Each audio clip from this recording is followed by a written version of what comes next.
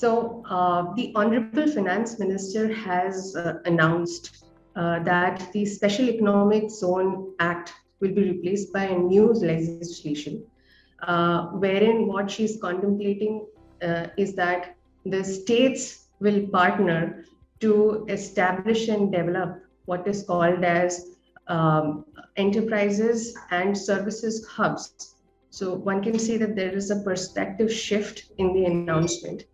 The SEZ, the new SEZ Act is also contemplated to cover all the large existing utilize all the existing infrastructure with the ultimate thrust of export promotion from the SEZ units. So while the actual text of the legislation is awaited, one would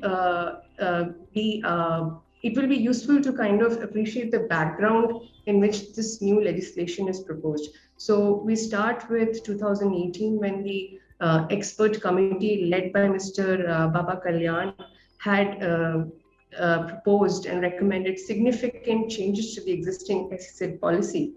And it said that it required a revamp and it was not efficient in the manner in which it existed at present. And importantly, it had suggested that there will be operative efficiencies in the SEZ policy, and significantly, the manufacturing sector and the manufacturing SEZs should operate under different rules than the service SEZs because they have separate, mechanisms of operation. Then we take into consideration that the sunset clause under the Income Tax Act at present would only cover units which has commenced its operation prior to June 2020. And lastly, we also take into consideration the fact that in terms of the WTO ruling, Indian policy, the existing SEZ policy is held to be violative of the WTO norms because the incentives are linked to export promotion, and that is seen as violative of the SCM agreement. So considering all this in mind, there was a lot of anticipation that the SEZ Act would undergo change and overhauling.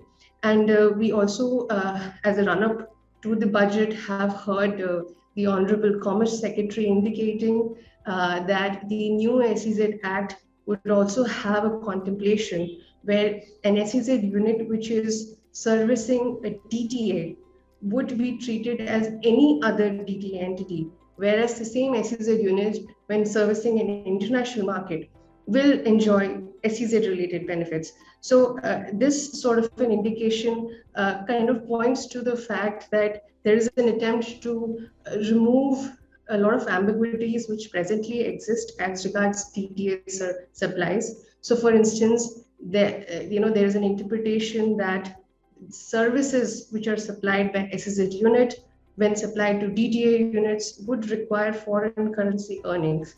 And that was causing a lot of confusion and ambiguity in the industry, and a lot of notices were received by service SEZs when supplying to DTA. So one is hopeful that the new SEZ Act would take all this into consideration and be in the right spirit to ease the doing of business in India.